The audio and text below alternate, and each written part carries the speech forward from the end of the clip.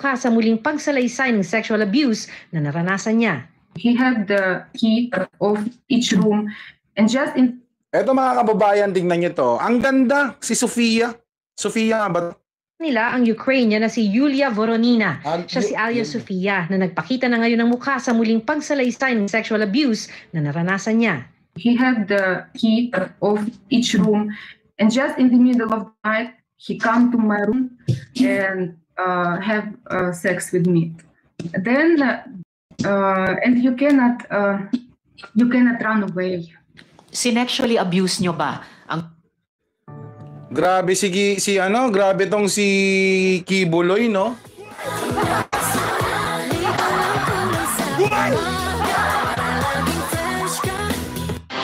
Harapang inakusakan.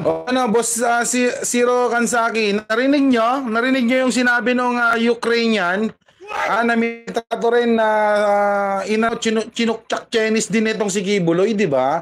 Pero itong si Kibuloy, todo tanggi talaga itong... Ha? Of each room and just in the middle of the night he come to my room and have sex with me. Then and you cannot run away. Sinexually abuse nyo ba ang mga babae at mga menor de edad? At ginamit nyo ba ang relihiyon para i-sexually abuse wala sila? Wala pong katotohanan yung kanilang mga sinabi. Malamang talagang gano'n ang sasabihin. Bakit mga kababayan? Ha? Alangan naman, aamin yan, di ba? Di ba? Sino ba naman ang akusado na aamin sa kanyang ginawang karumal-dumal? Lalong-lalo na yan, no? Sexual abuse, mga kababayan, yung kaso niya. Aamin ba yan? Di ba? Kung meron po silang mga charges na criminal laban sa akin, malaya po silang mag-file ng kaso at doon ko haharapin. Hinarap din si Kibuloy ng isa sa mga orihinal na miyembro ng KOJC, si Teresita Valdehueza, na nagsabi... Ayan. Meron ba mga kababayan? Kasi noong una takot po silang magsalita. Bakit? Siyempre, bukod malakas kay Kibuloy noon, mga kababayan, well, alam naman po natin yan, di ba? Na may kaso na po yan na naisampa noon kay Kibuloy. Subalit, sabi nga nung panahon ni Digong Duterte, untouchable po etong si Kibuloy. Untouchable po yan. Kaya po yung kanyang kaso, yun ang sinasabi ng mga DDS na na-dismiss na yan eh. Matagal nang na-dismiss yung kaso ni Kibuloy. Pero tignan natin kung sino at saan. Diba, Boss Zero Kansaki? Binasa yung Bible verse bago minolestya yung Ukrainian. Diyos ko po, diba?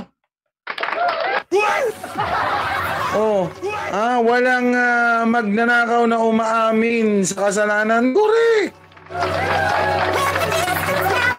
Ito pong nagsasalitang ito ngayon mga kababayan. Ito po yung original na ginamit din ni Kibuloy.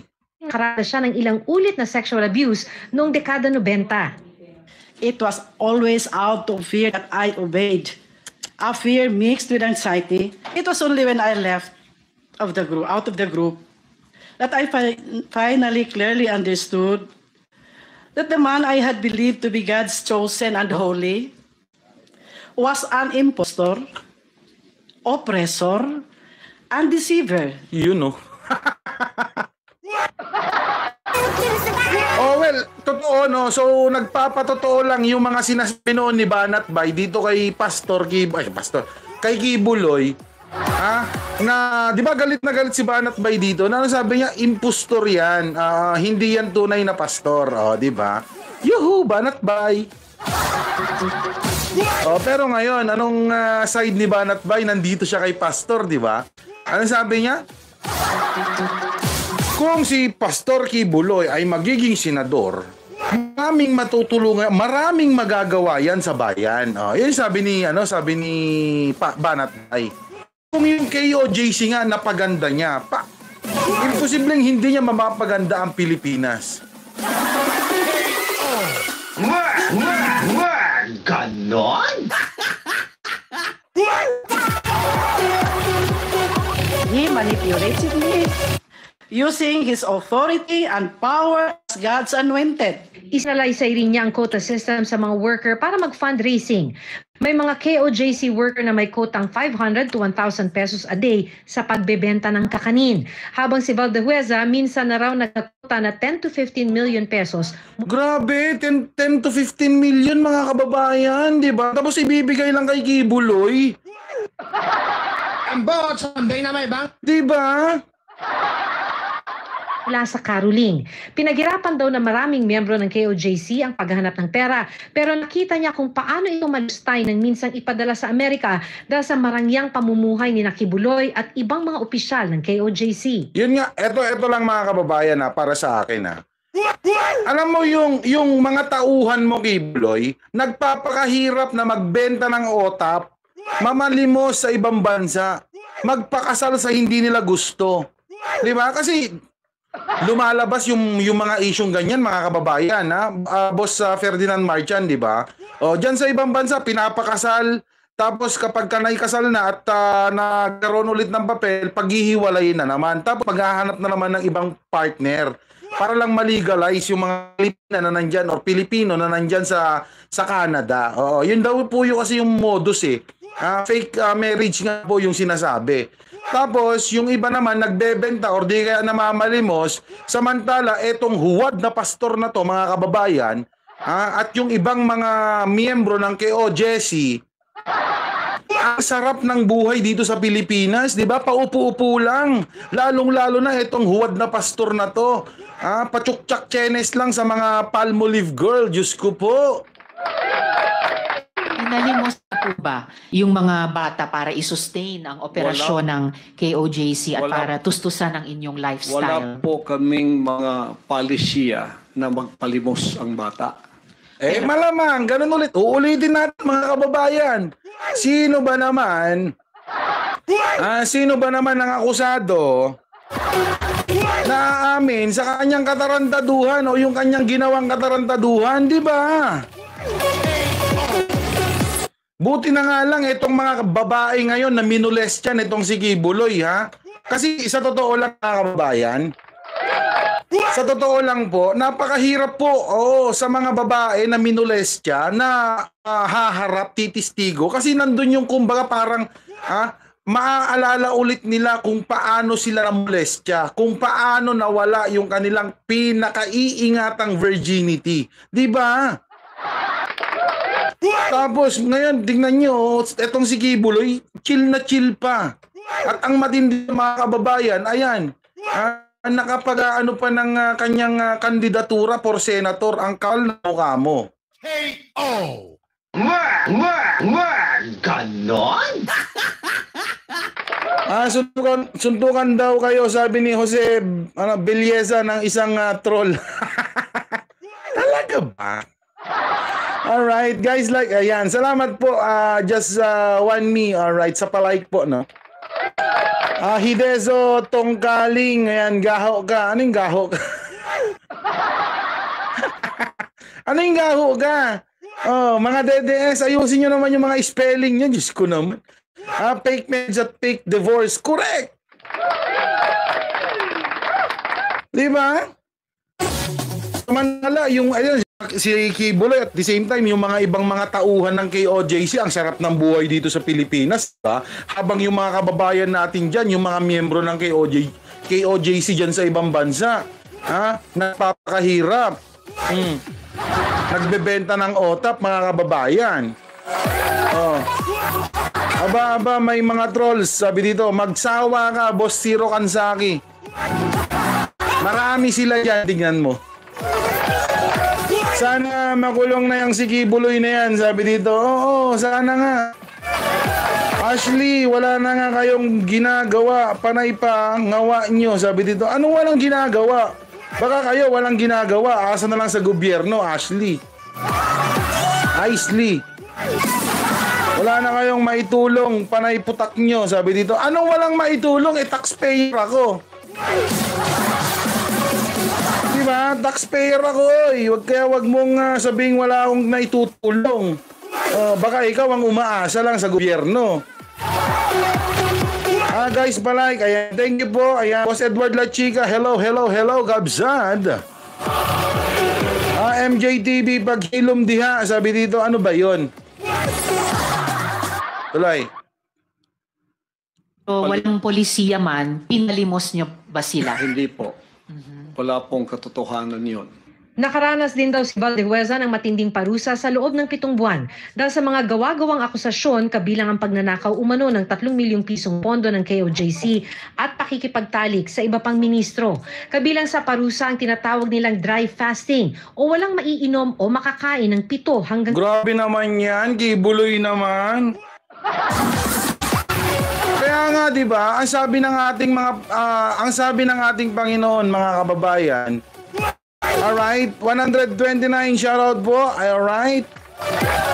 Nasa Bicol PBBM, baka sabihin nila hindi pumunta doon. Take note lang ha, DD shit sabi nila. Rewi, Tita Rewi. Ayan, hello sa'yo, Tita Rewi. Namiss ko po kayo. Oo. Wait for the karma, it's coming your way. Nobody can stop, not even your... Sino? Si Sara Duterte? Antayin mo, may impeach na yung Sara Duterte mo.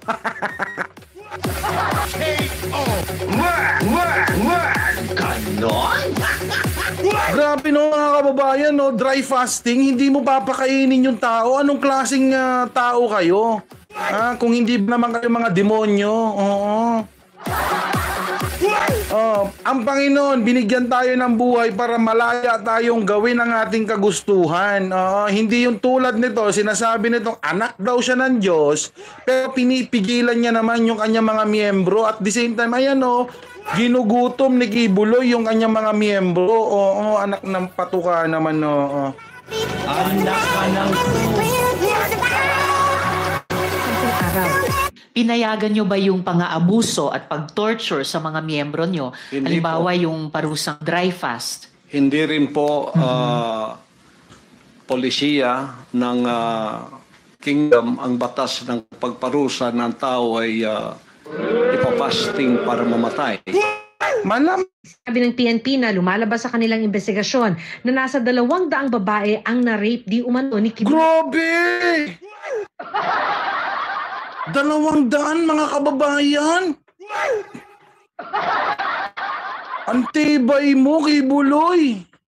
Ilan yung kay Duterte doon? Hindi, tinatanong ko lang, ilan yung natikman ni Duterte doon? Kasi di ba, sabi nga ni Ma'am Arlene Stone, mga kababayan, kapag natitpuhan ni Duterte, ni matandang fentanyl, yung Palmolive girl, netong si Kibuloy, ibinibigay niya. So ilan yung natikman ni matandang fentanyl doon sa member kay Palmolive girl ni Kibuloy.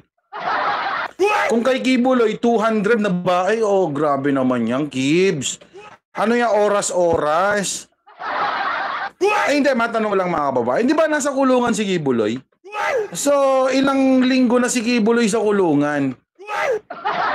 Hindi mo namimiss Kibuloy? Simple Ganon? Malamang, namimiss din niya ni Kibuloy. Ay, kayo mga yung mga nagbabantay kay Kibuloy, pakitingin-tingin yung kamay ni Kibuloy, baka kinalyo na, Bigyan nyo naman ng oil. Bigyan nyo ng baby oil para kahit papaano madulas-dulas naman yung kamay niya, hindi naman yung mga angal yung kawawa naman yung tao. Diba, boss na Zero Kansaki? Baka mauna pang wala mga Duterte. Correct! Malapit na si Sarang kawatan na ma-impeach. Ayun, kaya nga ito mga kababayan. Alright? Ngayong 2025 midterm election, mga kababayan, lahat 201 shoutout po sa inyo yung mga hindi pa nakakapag-like, baka naman. Alright? Ngayong 2025 midterm election, para po ma-impeach ng tuluyan si Sara Duterte, Yung mga kaalyado po nitong si Sara Duterte or Maka Duterte, wag nyo na pong iboto. Alright? Yan lang masasabi ko dyan. Oh.